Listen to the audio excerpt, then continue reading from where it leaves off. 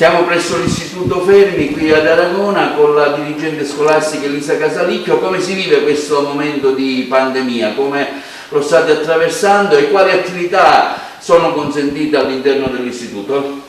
Praticamente questo periodo è un periodo molto brutto per tutte le istituzioni scolastiche, perché effettivamente non c'è la presenza costante dei ragazzi, però il nostro istituto, proprio perché è un istituto tecnico, un istituto professionale, e tenuto conto che l'ultimo DPCM ci ha dato la possibilità di aprire i laboratori, abbiamo deciso effettivamente di aprire i cancelli della nostra scuola e i ragazzi fanno attività laboratoriali ogni giorno, vengono a scuola per poter seguire in maniera proprio in presenza queste attività che devono svolgere, e questo è una cosa importante per il nostro istituto, tenuto conto che i laboratori sono il cuore pulsante della nostra scuola e che sono di fondamentale importanza per poter apprendere e per formare i nostri ragazzi dal punto di vista professionale.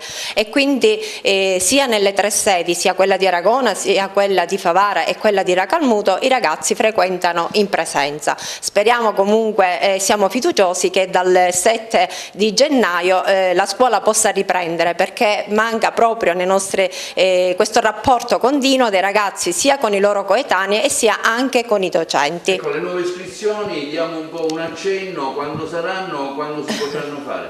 Allora, le iscrizioni partono dal 4 di gennaio fino al 25 di gennaio. In realtà anche quest'anno l'Open Day avrà un aspetto diverso, perché con la pandemia è difficile far arrivare da noi i ragazzi come gli altri anni, e così come sarà difficile per noi raggiungerli nelle loro sedi. Però noi abbiamo deciso ugualmente di procedere con l'Open Day. È chiaro che i genitori potranno venire a visitare la nostra scuola nelle 3 domeniche di gennaio, però previo appuntamento. Quindi daremo la possibilità a tutti i ragazzi delle terze medie di visitare i nostri laboratori, che sono veramente il fiore all'occhiello del nostro istituto. Sebbene sia una situazione difficile, ci manca lo stare assieme ai nostri compagni e relazionarci dal vivo con i nostri prof, la DAD nella nostra scuola ha funzionato e funziona molto bene. Da casa comunque riusciamo a seguire, a stare attenti, a essere concentrati ed anche a conseguire dei buoni risultati.